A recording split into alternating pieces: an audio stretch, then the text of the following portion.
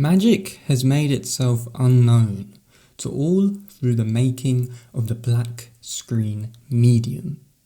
You may have asked yourself this question: what is the first and last thing that I see every single day? In the waking hours of the conscious life, only many people use their eyes to stare, all in the desperate hope of a significant teaching and to give many lives some kind of purpose to live, waiting in anticipation for the visions of the future to simply be handed to them in the present moment, to receive digital revelation and mediocre prophecy, to be given personal guidance tailored for us by the machine of mystery and deceit. It is this that knows you and which controls you unconsciously. It is this that is the all-seeing eye, whose power reigns supreme over those who find truth in veils of shadow.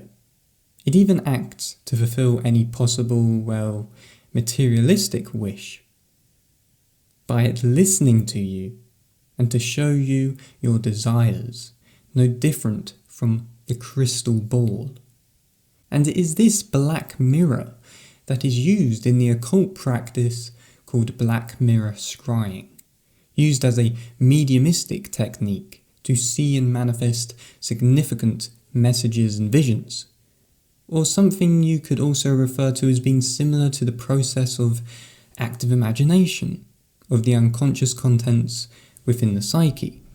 If you haven't guessed yet, I am talking about the digital screen of every phone, tablet, computer, laptop and TV. Thus you wait patiently to consume what the medium brings for the feeding, and it is often the case that it is all lies and contortions, and that the defense systems of your psyche open up to such a dramatic scale that influence becomes inevitable, instead of being seen as invasive, as it should be. It is instead seen with invitation over many, many months and years of entrainment. Plato's cave is symbolic of this nightmare, if you will, in many different ways, but instead, we from first sight strapped ourselves in to become fixated to the wondrous magic of entrainment and overindulged in the mannequins of predictability, all in avoidance of the true world outside, the world never seen and to become never known. So when one does venture out and report back, they are met with claims of distaste, falsity, deception and lies, that the simulation is more real than what is real, and that the map is the territory. The shadows are truth and all that can be true. This is perhaps the first principle of propaganda, that it is the truth and nothing but the truth, using props to forward an agenda. In the allegory, shadows of an incomplete reality are portrayed upon the walls for the prisoners to see. With their blind faith, they then intellectualize and conceptualize the shadows further, as if they are the complete truth of the world itself, and that nothing else exists beyond their limits. But ultimately, this only serves as a distractful tactic. We see this with the black screen, the black mirror of false prophecy and guidance. It makes additions to the world which only serve as distraction, and due to their distraction, serve to replace all the many things that it guides us away from. What you could call order out of chaos.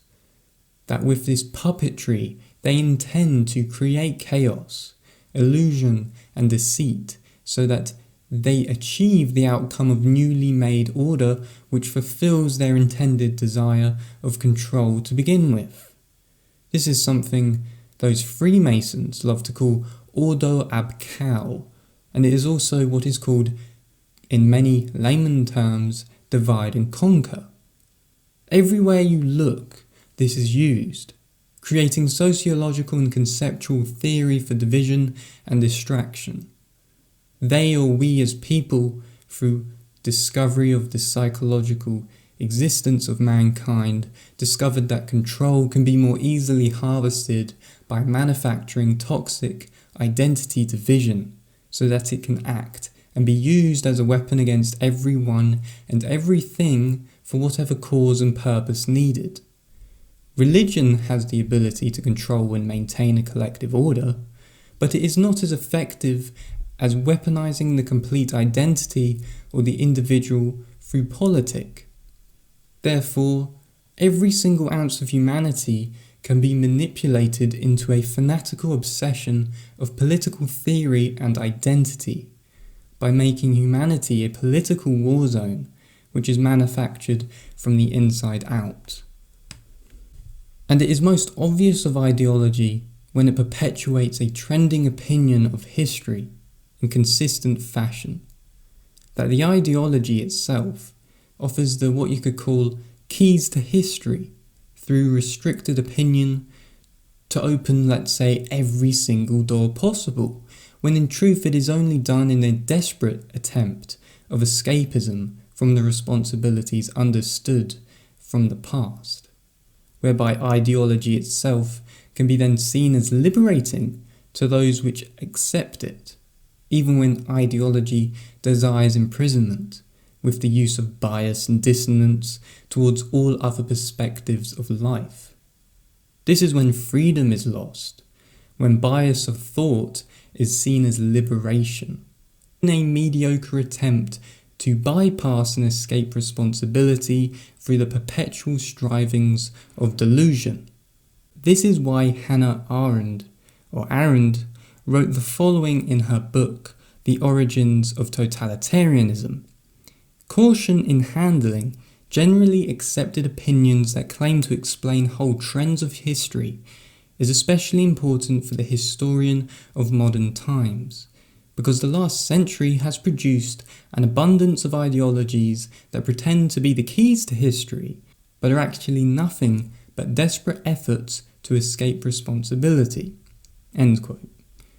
Which in this short video leads me just to say, don't indulge in the distractions of the black screen, with the things that don't matter.